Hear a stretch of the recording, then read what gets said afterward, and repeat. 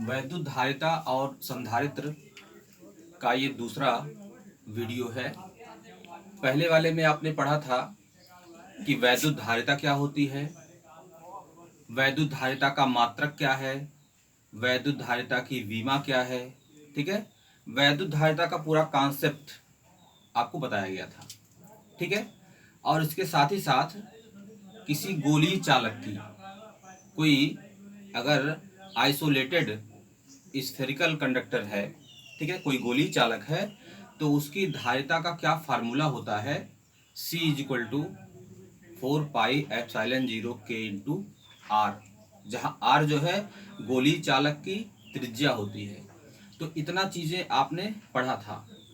चालक क्या होते हैं, अचालक या जिनको हम कहते हैं परावैद्युत, ये क्या होते हैं। ठीक है, मुक्त इलेक्ट्रॉन मॉडल के आधार पर इनकी व्याख्या आपको बताई गई थी। ये सारी चीजें आप पढ़ चुके हैं। ठीक है ना।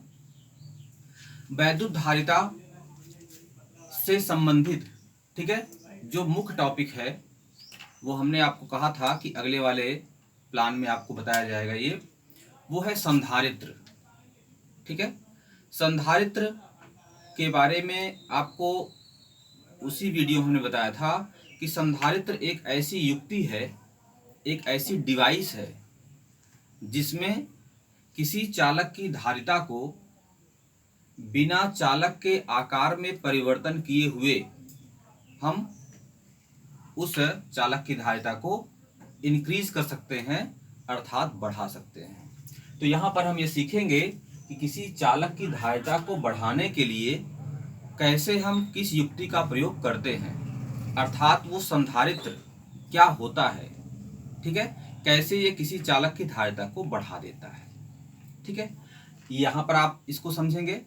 और जो ये नीचे फिगर बना हुआ है जिसको आप देख रहे हैं, इसमें बीच में किसी ये संधारित्र है, ठीक है, उसकी प्लेटों के बीच में एक डाइलेक्ट्रिक सब्सटेंस भर दिया गया है, परावैद्युत पदार्थ भर दिया गया है।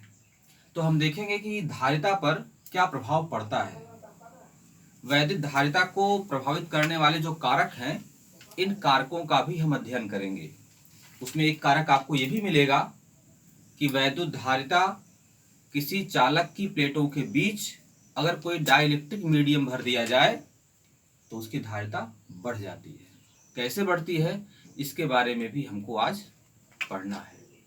ठीक है, तो संधारित्र की जो डेफिनेशन है, कैपेसिटर की जो डेफिनेशन है, संधारित्र एक ऐसा समायोजन है जिसके द्वारा किसी चालक के आकार में परिवर्तन किए बिना उस पर आवेश की पर्याप्त मात्रा संचित की जा सकती है। ठीक है ना। और ऐसी जो युक्ति है, उस युक्ति को हम क्या कहते हैं, संधारित्र कहते हैं। समझ में आता ही नहीं आई। अब ये युक्ति कैसे बनाई जाती है, इसको हम देखते हैं। ठीक, देखिए इसमें दो फिगर बनाए गए हैं। ये दो फिगर है, ये पहला फिगर आपका है, ये दूसरा फिगर है। दोनों में, ठीक है, दो समांतर प्लेटें ली गई हैं। पहले हम पहले वाले फिगर, जो ए वाला फिगर है, इस पर आप थोड़ा ध्यान लगाइए। पहले वाले फिगर पर ध्यान लगाइए और समझिए कि किस प्रकार से इसको ये धारिता को बढ़ा देता है। ठीक है, यहाँ पर दो प्लेटें हैं। अगर दो प्लेट नहीं है, दो प्लेट तो लगाई गई है युक्ति के लिए। अगर कोई चालक आपसे कहा जाए कि एक चालक है, तो चालक का आकार कैसा होगा, या तो स्फेरिकल होगा, या तो कोई प्लेट की तरह होगी, या तो कोई वॉल्यूमेट्रिक कोई बॉडी होगी। ठीक है, आयतन वाली कोई वस्तु होगी, तो उसकी एक निश्चित धारिता होगी। अगर उसकी निश्चित धारिता है तो उस धारिता को हम बढ़ा कैसे सकते हैं, वो डिवाइस हमको लगानी है।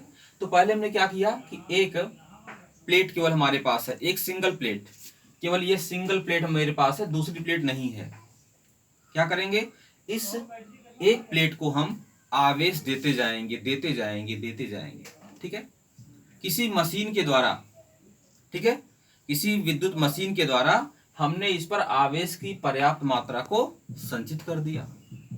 लेकिन ज्यों-ज्यों इस चालक के ऊपर, पहले चालक की बात हो रही है, ज्यों-ज्यों पहले चालक के ऊपर आवेशों का संकेंद्रण बढ़ता जाएगा, आवेशों की मात्रा बढ़ती जाएगी वैसे इस चालक पर उपस्थित आवेश बाहर से आने वाले आवेशों का प्रतिकर्षण करेंगे, बाहर से आने वाले आवेशों को रोकेंगे, क्योंकि समान आवेशों के बीच प्रतिकर्षण होता ही है। अकॉर्डिंग टू कूलम्स लॉ आप जानते हैं कि समान आवेशों के बीच प्रतिकर्षण होता है। तो निश्चित रूप से इस प्लेट पर जमा होने वाले जो आवेश हैं वो बाहर से जमा होने वाले आवेशों का विरोध करेंगे। थोड़ी ही देर में इस चालक पर आवेश की जो मात्रा है वो फुलफिल हो जाएगी। अब और अधिक आवेश इस पर ग्रहण आप नहीं करा सकते, क्योंकि हर चालक की अपनी एक निश्चित धारिता होती है, हर चालक की एक फिक्स धारिता है। धारिता आप समझ रहे हैं, धारण करने की क्षमता, धारण करने की क्षमता ही धारिता है। ये आपको बताया गया था कि किसी वस्तु द्वारा आवेश ग्रहण करने की जो क्षमता है, जिस सीमा तक वह आवेशों का ग्रहण कर सकता है, उसको हम क्या कहते हैं, उस चालक की धारिता कहते हैं। ठीक है, धारिता की वैल्यू कितनी होती है बताया गया था। वैद्युत धारिता C इक्वल टू होता है Q अपान V। याद आ रहा आपको, C इक्वल टू क्या होता है, Q अपान V। यदि किसी चालक को Q आवेश दिया जाए और Q आवेश देने से उसके विभव में वृद्धि हो जाए, तो दिए गए आवेश और चालक के विभव में होने वाली वृद्धि के अनुपात को हम कहते हैं चालक की धारिता। ठीक है, क्या कहते हैं इसको, इसको कहते हैं चालक की धारिता। ठीक है ना, ये चालक की धारिता है। तो किसी भी चालक की अपनी एक फिक्स धारिता होती है, उसकी एक कैपेसिटी होती है, उस कैपेसिटी तक वह आवेशों को ग्रहण कर सकता है। अब आपको कहा जाए कि यह आवेश पर्याप्त मात्रा में ग्रहण कर चुका है, अब बताइए आपने इसको मशीन से आवेश दिया, तो अब इस पर आवेश की और मात्रा हमको संचित करनी है। बात क्लियर हो गई। ऐसा उपाय करिए जिससे कि इस चालक द्वारा और अधिक आवेशों को ग्रहण किया जा सके। ठीक, बात समझ में नहीं आई?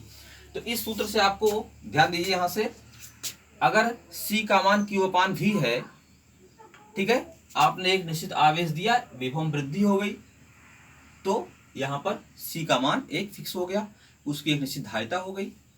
ठीक है, अब C का मान बढ़ाना है, धारिता बढ़ानी है, तो या तो आवेशों को बढ़ाइए, ठीक है, तो धारिता बढ़ जाएगी।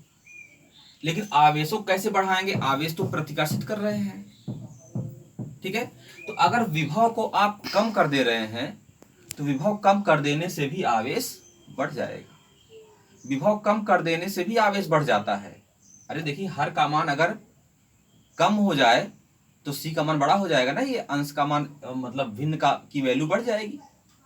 तो V की वैल्यू को कम करने का उपाय हम कर देते हैं।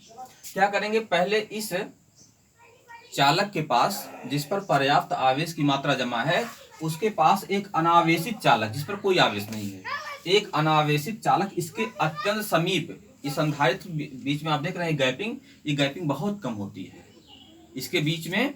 ठीक है, माइक्रोन में जो पेज होते हैं, मतलब एक माइक्रोन लंबा चौड़ाई की जो सीट होती है, वह सीट ही इसके बीच में आ पाती है, मतलब दोनों बीच गैपिंग बहुत कम होती है। तो यह प्लेट जो है ये अनावेशित है, कोई आवेश नहीं, लेकिन जैसे ही आप इसके पास रखेंगे तो एक प्लेट आपकी धनावेशित है और दूसरी अनावेशित है।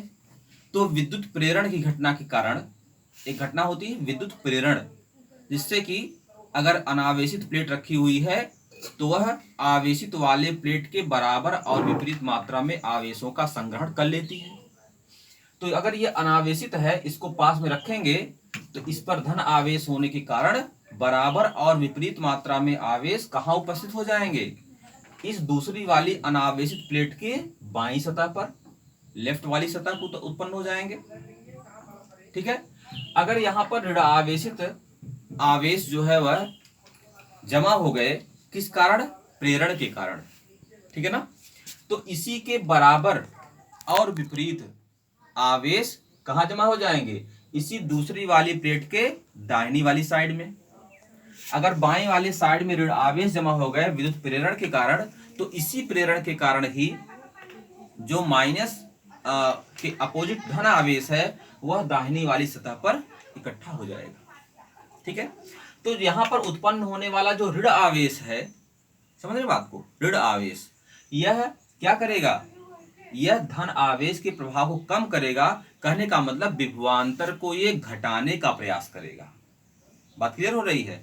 यह ऋण आवेश जो है विभवांतर को घटाने का प्रयास करेगा, ठीक। और इसके बगल में उत्पन्न होने वाला जो धन आवेश है, धन आवेश क्या करेगा, विभवांतर को बढ़ाने का प्रयास करेगा। भाई दो प्लेटें हैं, एक प्लेट धन आवेशित है, एक ऋण आवेशित है, दोनों के बीच विभवांतर उत्पन्न हो जाएगा। मान लीजिए एक प्लेट हमारी ये है, दूसरी प्लेट ये है, एक पर धन आवेशित है, एक धन आवेश है, एक पर ऋण आवेश है, दोनों के बीच एक सर्टेन पोटेंशियल डिफरेंस क्रिएट हो जाएगा, ठीक है। अब यह डिफरेंस जो है माइनस, अगर आवेश का मान कम हो जाए तो डिफरेंस बढ़ जाएगा। तो जो ऋण आवेश हमारा है वो क्या करेगा, potential difference between two plates, ये क्या करेगा, घटाने का प्रयास करेगा। लेकिन बगल में प्लस आवेश भी तो है, प्लस आवेश उसको बढ़ाने का प्रयास करेगा। तो ऋण आवेश घटाने का प्रयास करता है, धन आवेश बढ़ाने का प्रयास करता है। बात क्लियर हो गई। तब फायदा क्या हुआ हमको, फायदा हुआ क्योंकि ऋण आवेश, ठीक है, इस प्लेट के ज्यादा नजदीक है, इसलिए इसका प्रभाव ज्यादा होगा। और धन आवेश इस प्लेट से थोड़ी सी ज्यादा दूर पे है ये, इसलिए इसका प्रभाव तो होगा लेकिन ऋण आवेश की अपेक्षा कम होगा। तो क्योंकि ऋण आवेश घटाने का प्रयास कर रहा है, इसलिए जो इन दोनों प्लेटों के बीच का विभवांतर है वह घट जाएगा। क्या होगा, घट जाएगा। मतलब यह जो प्लेट हमारी थी पहली वाली प्लेट, इसका विभव कुछ कम हो जाएगा। कुछ कम हुआ ना। क्यों कम हुआ पता हो गया, क्योंकि ऋण आवेश घटाने का प्रयास कर रहा है और धन आवेश बढ़ाने का प्रयास कर रहा है। लेकिन ऋण आवेश नजदीक है तो ये ज्यादा घटाने का प्रयास करेगा, धन आवेश बढ़ाएगा तो लेकिन थोड़ा सा कम बढ़ा पाएगा, दूरी ज्यादा होने के नाते। इसलिए सम्मिलित प्रभाव ये होगा कि थोड़ा सा विभव प्लेट का घट जाएगा, और प्लेट का विभव अगर घट जाएगा तो क्या होगा, धारिता बढ़ जाएगी। इसका मतलब अब हम उस पर और भी ज्यादा आवेश संग्रहित कर सकते हैं। बात क्लियर हो गई। अब आवेशों का मान ज्यादा हो सकता है। तो यहाँ पर एक स्वर्ण पत्र विद्युतदर्शी की चकती यहाँ पर आपको ये दिखाया गया है, दिख रहा है ना, स्वर्ण पत्र विद्युतदर्शी की एक चकती है, ठीक है। यह या इसकी दो पत्तियां हैं, इन पत्तियों के बीच का जो फैलाव है, अगर ये फैलाव ज्यादा है तो दिखाता है कि इन दोनों प्लेटों के बीच का जो विभवांतर है वो ज्यादा है, ठीक है। बात क्लियर हो रही है। या इस प्लेट का विभव अगर ऊंचा है, इसका तो फिक्स हो गया, इस प्लेट का विभव अगर घटेगा तो क्या होगा, इन पत्तियों के बीच की चौड़ाई घट जाएगी। प्लेट का विभव ऊंचा हो जाएगा तो पत्तियों के बीच का जो इसकी चौड़ाई जो है वो बढ़ जाएगी, ठीक है। तो इन पत्तियों की चौड़ाई ही इस प्लेट के विभव को कम या ज्यादा जैसा भी होगा वो इसको बताएगा वो, ठीक है। चलिए, लेकिन अब ये विभव कम तो हुआ, धारिता बढ़ तो गई, लेकिन अभी यह पर्याप्त मात्रा में नहीं बढ़ पाई है। समझ रहे बात को, इसको और अधिक बढ़ाना पड़ेगा। तो क्या करेंगे, अब दूसरा वाला फिगर आ जाइए जरा। दूसरे वाले फिगर में और पहले वाले फिगर में आपको अंतर क्या दिख रहा है।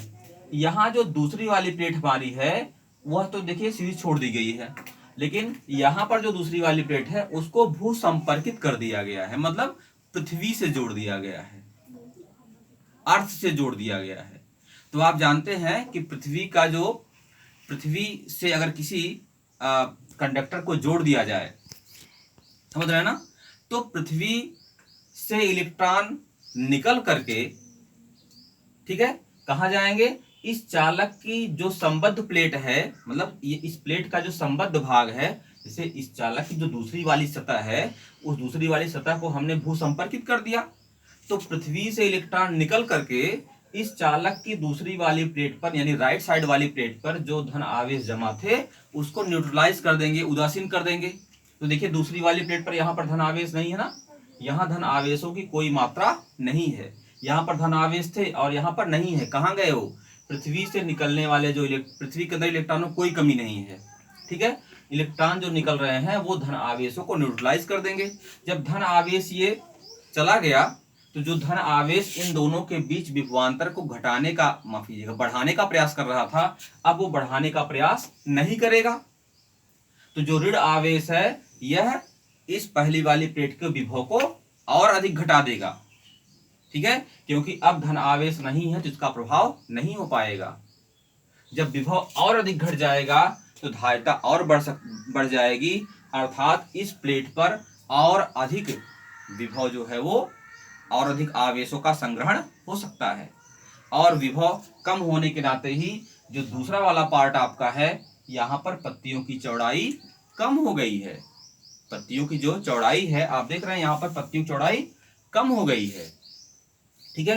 क्यों कम हुई है पत्तियों की चौड़ाई? वो इसलिए कम हुई है क्योंकि प्लेट ए का विभव ज्यादा नीचा हो गया है, क्योंकि दूसरी वाली प्लेट पर धन आवेश गायब हो गए, वह पृथ्वी से निकलने वाले इलेक्ट्रॉनों द्वारा उदासीन कर दिए गए।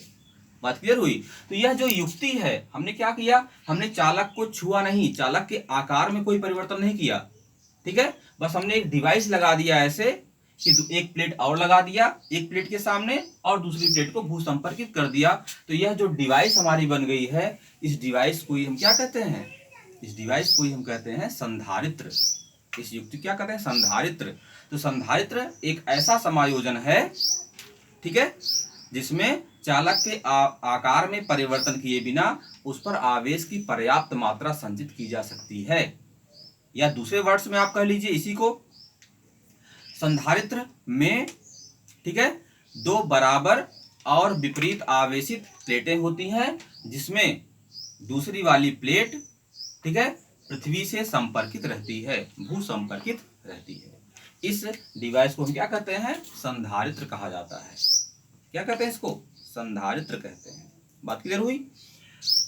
किसी भी संधारित्र की जो धारिता होती है वह किस बात पर निर्भर करती है, ये जानना जरूरी आपके लिए है, क्योंकि धारिता को बढ़ाना है या घटाना है तो आपको जब तक ये जानकारी नहीं रहेगी कि धारिता को हम कैसे बढ़ाएं या कैसे घटाएं या किन किन तथ्यों पर ये धारिता निर्भर करती है, तब तक आप धारिता के बारे में आपका कॉन्सेप्ट पूरा नहीं हो पाएगा, ठीक है।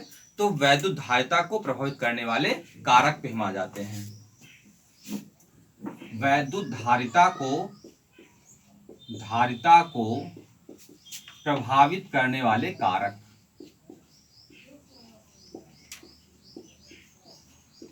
धारिता को प्रभावित करने वाले कारक। धारिता को प्रभावित करने वाले कारक। किसी भी चालक की धारिता जो होती है वह तीन बातों पर निर्भर करती है, ध्यान दीजिएगा, तीन तथ्यों पर निर्भर करती है। आप इसको नोट भी कर सकते हैं। पहला, ठीक है, चालक के प्लेटों के क्षेत्रफल पर। चालक के प्लेटों यानी संधारित्र जो है, चालक संधारित्र, गोली चालक है तो गोली संधारित्र हो जाएगा, ठीक है। अगर समांतर प्लेट की तरह चालक है तो समांतर प्लेट संधारित्र हो जाएगा। तो संधारित्र की जो धारिता होती है वह उस संधारित्र की प्लेटों के क्षेत्रफल पर निर्भर करती है। तो पहला हो गया, प्लेटों के क्षेत्रफल पर। प्लेटों के क्षेत्रफल पर किसी संधारित्र की धारिता निर्भर करती है। कहने का मतलब कि ये दोनों प्लेटें हैं, ठीक है, एक प्लेट ये है मान लीजिए हमारे पास, दूसरी प्लेट ये वाली है, दो प्लेटें हैं, दोनों प्लेटों का क्षेत्रफल अगर ज्यादा है तो क्या होगा, उस चालक की धारिता भी ज्यादा होगी। प्लेटों का क्षेत्रफल कम है तो धारिता का मान भी कम होगा। तो चालक के प्लेटों के क्षेत्रफल पर, ठीक है, धारिता निर्भर करती है। प्लेटों का क्षेत्रफल अधिक होने पर चालक की धारिता बढ़ जाती है। C प्रोपोर्शनल टू A, चालक की धारिता प्लेटों के क्षेत्रफल के अनुक्रमानुपाती होती है। यहाँ पर एक चीज ध्यान देने वाली बात यह है कि प्लेटों के क्षेत्रफल से आशय यह है कि दोनों का की ओवरलैपिंग एरिया, अतिव्यापित क्षेत्रफल। जैसे एक प्लेट है दूसरा प्लेट है, ऐसे है, अगर आप एक प्लेट को ऊपर थोड़ा कर दें, ठीक है ना, तो क्या हुआ, ये प्लेट तो ऊपर हो गया, दोनों प्लेट का जो कॉमन एरिया है, इतनी एरिया और ये इतनी एरिया, मतलब जो एरिया कॉमन है वही एरिया मानी जाएगी, ठीक है। अगर दो प्लेटें समांतर रखी हुई हैं तब तो किसी भी प्लेट का क्षेत्रफल आप ले लीजिए, एक समान रूप से रखी गई समान ऊंचाई पर, तो किसी प्लेट क्षेत्रफल ले लीजिए आप, बराबर हो जाएगा। लेकिन अगर एक प्लेट की ऊंचाई ज्यादा दूसरे की कम ऊंचाई है तो दोनों का जो कॉमन एरिया है, ठीक है, जो एक दूसरे पर अध्यारोपित है, वही क्षेत्रफल लिया जाएगा। ठीक है, C प्रोपोर्शनल टू A। दूसरे पे आ जाइए, चालक के प्लेटों के बीच की दूरी पर, यहां बताया गया संधारित्र में जो है क्या होते हैं, दो चालक होते हैं, दो चालक परस्पर अल्प दूरी पर रखे होते हैं। ठीक है, तो अगर इन प्लेटों के बीच की दूरी को बढ़ा दिया जाए, घटा दिया जाए, तो भी धारिता प्रभावित हो जाती है। अगर चालक के प्लेटों के बीच की दूरी बढ़ा दी जाए तो धारिता का मान घट जाता है। ठीक है, और अगर बीच की दूरी को कम कर दिया जाए तो धारिता का मान बढ़ जाता है। अर्थात C प्रोपोर्शनल टू, दूसरा कौन सा है, प्लेटों के बीच की दूरी पर, प्लेटों के बीच की दूरी पर, प्लेटों के बीच की दूरी पर, लेकिन ये कैसा होता है, व्युत्क्रमानुपाती होता है, C प्रोपोर्शनल टू 1/D। मतलब दूरी बढ़ने पर धारिता का मान घट जाता है, दूरी कम होने पर धारिता का मान बढ़ जाता है। तीसरा जो पॉइंट है वो है प्लेटों के बीच के माध्यम पर, प्लेटों के बीच माध्यम पर, कहने का मतलब संधारित्र है आपका, इन दोनों प्लेटों के बीच वायु है या निर्वात है या पैराफिन है, मोम है, मिट्टी का तेल है, कागज है, अब्रक की सीट है, कहने का मतलब कोई अन्य माध्यम भरा गया है, तो अलग अलग माध्यमों के भरे जाने पर इसकी जो धारिता होती है वो क्या होती है, अलग अलग हो जाती है। ये समझ गए होंगे आप, चालक की धारिता अलग अलग हो जाती है कब, जब चालक के बीच जो है अलग अलग पदार्थ जो है भरे गए होते हैं। ये बात क्लियर हुई। तो अगर वायु या निर्वात है तो चालक की धारिता जो है वो कम रहती है, और उसके बीच में अगर के परावैद्युतांक का माध्यम भर दिया जाए तो क्या होता है, चालक की धारिता बढ़ जाती है। तो C प्रोपोर्शनल टू क्या होता है, C प्रोपोर्शनल टू K। अगर चालक के प्लेटों के बीच में के परावैद्युतांक का माध्यम भर दें तो चालक की धारिता जो है वह क्या होती है, K गुना बढ़ जाती है, मतलब ज्यादा बढ़ जाती है। ज्यादा परावैद्युतांक का माध्यम भरेंगे तो ज्यादा धारिता बढ़ जाएगी, कम परावैद्युतांक का माध्यम भरेंगे धारिता कम हो जाएगी। ठीक है, तो C प्रोपोर्शनल टू K होता है, चालक की धारिता उनके प्लेटों के बीच भरे गए माध्यम के परावैद्युतांक के अनुक्रमानुपाती होती है। तो अब आप समझ गए होंगे कि किसी चालक की धारिता को प्रभावित करने वाले कारक कौन कौन से हैं। पहला है प्लेटों का क्षेत्रफल, दूसरा है प्लेटों के बीच की दूरी, और तीसरा है प्लेटों के बीच का माध्यम। क्लियर हो गया इतना बात। अच्छा, अब चालक के प्लेटों के बीच के माध्यम पर यह निर्भर करती है, तो आखिर क्यों ऐसा होता है। अब यहां पर हम समझेंगे कि हमने तो आपको बता दिया कि चालक के प्लेटों के बीच का माध्यम अगर कोई परावैद्युत है तो चालक की धारिता बढ़ जाती है, ये आप समझ गए। लेकिन कैसे बढ़ती है ये आपको समझना है, चालक की धारिता कैसे बढ़ जाती है इसको आपको ध्यान देना है और ये आपको समझना है। बात क्लियर हुई। चलिए इस फिगर पर जरा आप ध्यान लगाइए, यहां पर ये फिगर आप देख लीजिए ध्यान से। ठीक है, इस फिगर में दो प्लेटें हैं, एक प्लेट आप देख रहे हैं ये है और दूसरी प्लेट ये है। यह क्या है, एक संधारित्र है। क्या है ये, संधारित्र है। संधारित्र में एक प्लेट धनावेशित है और दूसरी प्लेट ऋण आवेशित है। अब यहाँ पर भू संपर्कित नहीं किया गया है, वो अंडरस्टूड है, या इसको मशीन से आवेश दिया गया, ये सब पूरा फिगर इस तरह से नहीं बनाया गया है। अब आपको संधारित्र जहां भी मिलेगा, अगर समांतर प्लेट संधारित्र है तो दो प्लेटें आपको दिखाई जाएंगी, धन आवेश और ऋण आवेश रहेगा, बाकी इधर का मैटर ये अंडरस्टूड हो गया। अब ठीक है, तो ये एक संधारित्र है हमारा, ध्यान दीजिएगा, ये ब्लैक से बनाया गया है, ये जो आप ब्लैक से देख रहे हैं ये संधारित्र आपका है। पहली प्लेट पर धन आवेश जमा है, दूसरी प्लेट पर ऋण आवेश जमा है, उतनी ही मात्रा में। ठीक है, दोनों के बीच का एक सर्टेन विभवांतर है, समझ रहे बात को, दोनों के बीच का एक सर्टेन विभवांतर है और एक वैद्युत क्षेत्र भी है। अब आपको गॉस की प्रमेय आपने पढ़ा है अच्छे से, गॉस की प्रमेय के हिसाब से आप ये जानते होंगे कि अगर दो विपरीत आवेशित प्लेटें हैं तो उनके बीच के स्थान में जो वैद्युत क्षेत्र होता है उसकी वैल्यू कितनी होती है। आपको ये पता होना चाहिए कि अगर दो विपरीत आवेशित प्लेटें हैं तो दोनों विपरीत आवेशित प्लेटों के बीच के स्थान में क्या होता है, वैद्युत क्षेत्र होता है। ठीक है, और उस वैद्युत क्षेत्र का की वैल्यू कितनी होती है, E is equal to sigma upon epsilon 0। याद आ रहा है आपको, ये गॉस की प्रमेय जो दूसरा चैप्टर है उसमें आपने पढ़ा है, दो विपरीत आवेशित प्लेटों के बीच वैद्युत क्षेत्र इतना होता है। तो यहाँ पर दो विपरीत आवेशित प्लेटें हैं तो वैद्युत क्षेत्र होगा ही। ठीक है, कितना, इतना होगा। दिशा किधर होगी, धन प्लेट से ऋण प्लेट की तरफ ये दिशा होगी। ये देखिए दिखाया गया है, ई जो है वैद्युत क्षेत्र की दिशा दिखाई गई है। ठीक है, इसके बीच में यह एक डाइलेक्ट्रिक सब्सटेंस भरा गया है, परावैद्युत पदार्थ भरा गया है। परावैद्युत पदार्थ में होता क्या है कि जो इलेक्ट्रॉन होते हैं वह अपने परमाणुओं से बहुत दृढ़ता के साथ बंधे होते हैं। इलेक्ट्रॉन अपने परमाणुओं से बहुत अधिक दृढ़ता के साथ बंधे होते हैं। ये आपको जानकारी पहले से होगी, आपको पहले वीडियो में बताया गया है कि जो परावैद्युत पदार्थ होते हैं उनकी क्या विशेषता होती है। तो जो पदार्थ भरे गए हैं उनमें इलेक्ट्रॉन टाइटली बाउंड होते हैं। जब ये परावैद्युत पदार्थ यहाँ भरे जाएंगे तो ये उनके परमाणुओं को दिखाया गया है। ठीक है, ध्यान दीजिएगा। तो यहाँ पर धन आवेश है, धन आवेश जो होते हैं वह ऋण आवेश को आकर्षित करते हैं। ठीक है, तो जो परावैद्युत पदार्थ हमारे हैं उसमें इलेक्ट्रॉन जो चक्कर लगा रहे हैं, टाइटली बाउंड है, इलेक्ट्रॉन चक्कर लगा रहे हैं, तो ये इलेक्ट्रॉन इस धन आवेश के द्वारा आकर्षित हो जाएंगे। तो इस पदार्थ में जितने भी परमाणु हैं एक तरफ, मतलब इस प्लेट के समीप वाले जो जितने पदार्थ हैं उसमें जो इलेक्ट्रॉन आपके हैं वह इस धन आवेश की तरफ खिंचाव महसूस करेंगे, खिंच जाएंगे। समझ गए बात को। तो इधर ऋण आवेशों का संकेंद्रण हो जाएगा और यहाँ पर क्या है, इसके विपरीत धन आवेशों का संकेंद्रण हो जाएगा। बात क्लियर हो गई।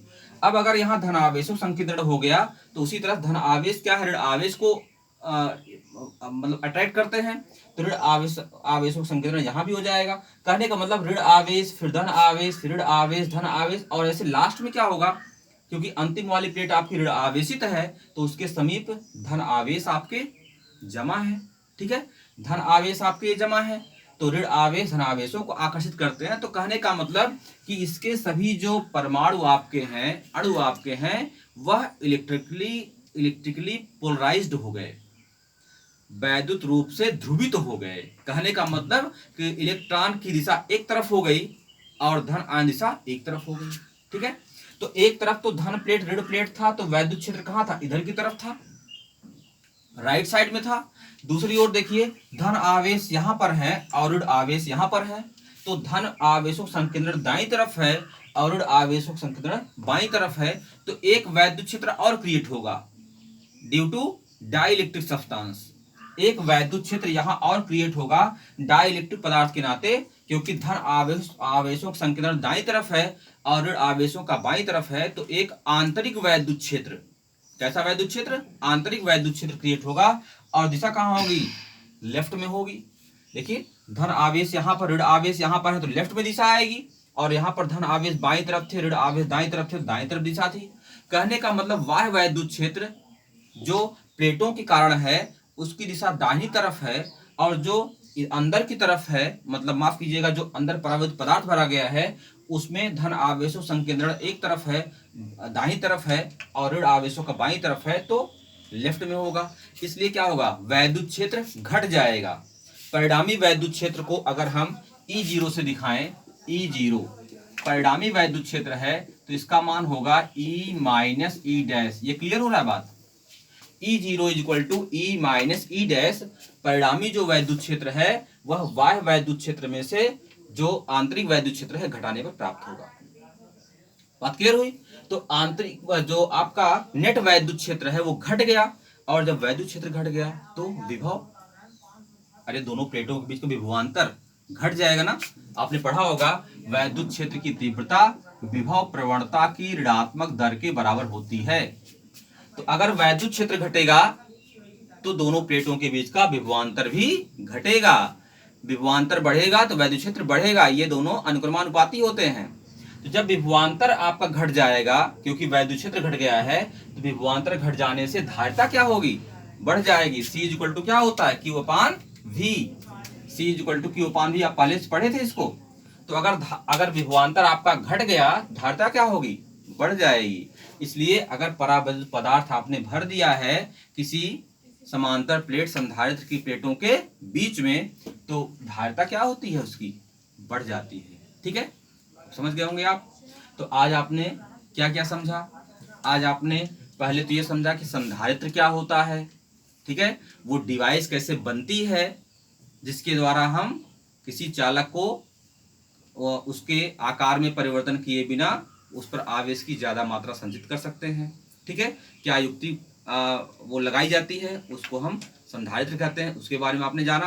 किसी संधारित्र की धारिता को प्रभावित करने वाले कारक कौन कौन से हैं। ठीक है, 3 कारक की बात हमने बताया था आपको, वो तीनों कारक आपने जाना।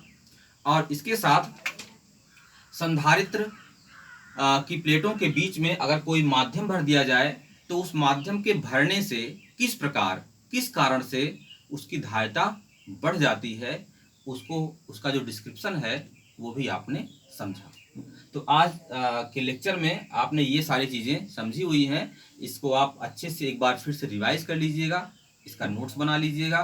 ठीक है, परिभाषाएं याद कर लीजिएगा और इसको ध्यान से आप पढ़ लीजिएगा। इसके आगे आप क्या पढ़ेंगे, इसके आगे आपको पढ़ना है कि संधारित्र की प्लेटों के बीच में अगर हमने माध्यम कोई भर दिया है, ठीक है, तो इलेक्ट्रॉन क्या हुए, ध्रुवित हो गए। तो ध्रुवित होने वाले आवेशों की मात्रा कितनी हुई, कितने आवेशों का ध्रुवण हुआ, ये आप Q का मान क्या हुआ, कितने आवेश ध्रुवित हो गए, उन आवेशों की मात्राएं पढ़नी है। कोई समांतर प्लेट संधारित्र है, प्लेटों के बीच की दूरी पता है, प्लेटों का क्षेत्रफल पता है, तो उस समांतर प्लेट संधारित्र की धारिता कितनी होती है, इसको आप जानेंगे। और किसी समांतर प्लेट संधारित्र के बीच अगर कोई माध्यम भर दिया जाए तो उसकी धारिता का क्या सूत्र बनता है, यह भी आप आगे पढ़ेंगे। ठीक है, तो जितना पढ़ाया गया उतना आप पढ़ेंगे, ध्यान दे करके पढ़ेंगे, उसको याद कर लेंगे। और इसके आगे की जो चीज़ें हैं वो आपको नेक्स्ट लेक्चर में बताई जाएंगी।